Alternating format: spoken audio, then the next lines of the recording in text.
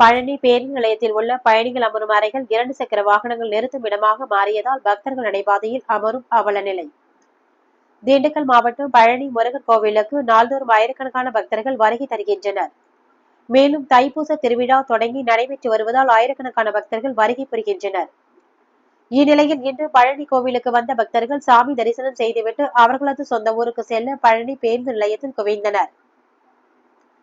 பழனி பேருந்து நிலையத்தில் உள்ள பயணிகள் அமரும் அறைகள் 2 சக்கர வாகனங்கள் நிறுத்தும் இடமாகவும், அருகில் உள்ள கடைக்காரர்கள் அவர்களுக்கு தேவையில்லாத பழைய பொருட்கள் வைக்கும் அறைகளாகவும் பயன்படுத்தி வருகின்றனர். மேலும் பயணிகள் அமர்வதற்கு இருக்கைகள் இல்லாமலும், சுத்தம் இல்லாமலும், சுகாதாரமற்ற முறையில் உள்ளதால் பக்தர்கள் முகம் சொல்லிருக்கும் நிலை ஏற்பட்டுள்ளது. மேலும் பேருந்து நிலையத்தில் நகராட்சி சார்பாக பேருந்து ஓட்டுநர்கள், நடத்துனர்கள் தங்குவதற்கு மற்றும் கர்ப்பிணி பெண்கள் பாலூட்டும் அறைகள் உள்ளது. அங்கு அமர்வதற்கு இருக்கைகளும் இல்லாமலும் சுகாதாரமற்ற முறையிலும் உள்ளது. அது மட்டுமின்றி பெயரளவில் பாலூட்டும் அறைகள் வைத்துள்ளனர். அந்த அறைக்குள் செல்லும் தாய்மார்கள் மூக்கை பிடித்துக் கொண்டு வெளியே வரும் அவல நிலையில் பாலூட்டும் அறை உள்ளது. எனவே நகராட்சி நிர்வாகம் உடனடியாக தலையிட்டு பயணிகள் அமர்வதற்கு இருக்கைகள் மற்றும் பாலூட்டும் அறையையும் போர்க்கால அடிப்படையில் சரி செய்ய வேண்டும் என பயணிகள் மற்றும் பக்தர்கள் கோரிக்கை விடுத்துள்ளனர்.